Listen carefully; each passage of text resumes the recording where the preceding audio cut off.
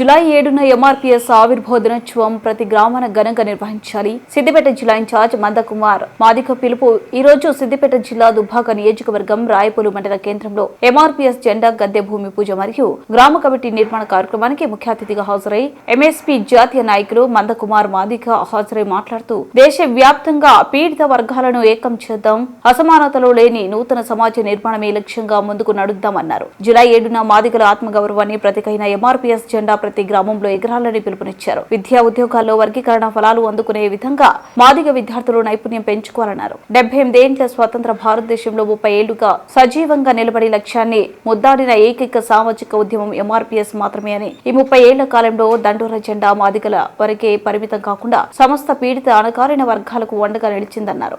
మండల కేంద్రంలో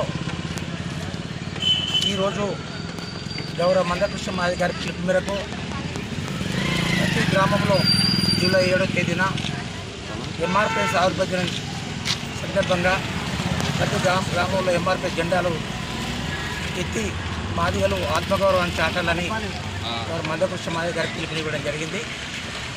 ఆ పిలుపు మేరకే ఈరోజు రాయపూలు మండల కేంద్రంలో జెండా గద్దె కోసం భూమి పూజ చేసి మరి జెండా ఎత్తే కార్యక్రమాన్ని చేపట్టడం జరుగుతుంది.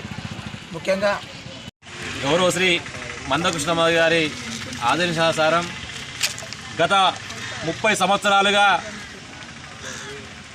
ఎస్సీ వర్గీకరణ కోసం మాదిగ రిజర్వేషన్ పోరాట సమితిని ఏర్పాటు చేసి వచ్చే నెల జూలై 7 తారీఖు నాటికి 31 సంవత్సరాలు అవుతుంది. కావున ఈ రాష్ట్రంలో ఉన్నటువంటి ప్రతి మాదిగ వాడలో, అదేవిధంగా సిద్దిపేట జిల్లా దుబ్బాక నియోజకవర్గం రిజర్వేషన్ ఫలాలు సమాజంలోని చిట్ట చివరి పేదవాడికి అందాలని 1994 సంవత్సరంలో ప్రారంభించినటువంటి ఎంఆర్పీఎస్ అంచెలంచెలుగా ఎదుగుతూ ఈరోజు 30 సంవత్సరాలు కంప్లీట్ చేసుకొని వచ్చే నెల 7వ తారీఖున 31 సంవత్సరంలోకి అడుగు పెడుతున్న ఈ సందర్భంలో మరి ఎంఆర్పీఎస్ అనేది మాదిగల హక్కుల కోసమే కాకుండా సమాజంలో ఉన్నటువంటి సబ్బండ వర్గాల కోసం పోరాటం చేసింది.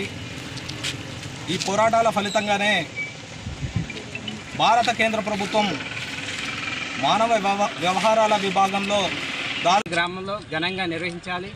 అదేవిధంగా రాయపూల్ మండలంలో గద్దె నిర్మాణం పూజ చేయడం జరిగింది ఈరోజు.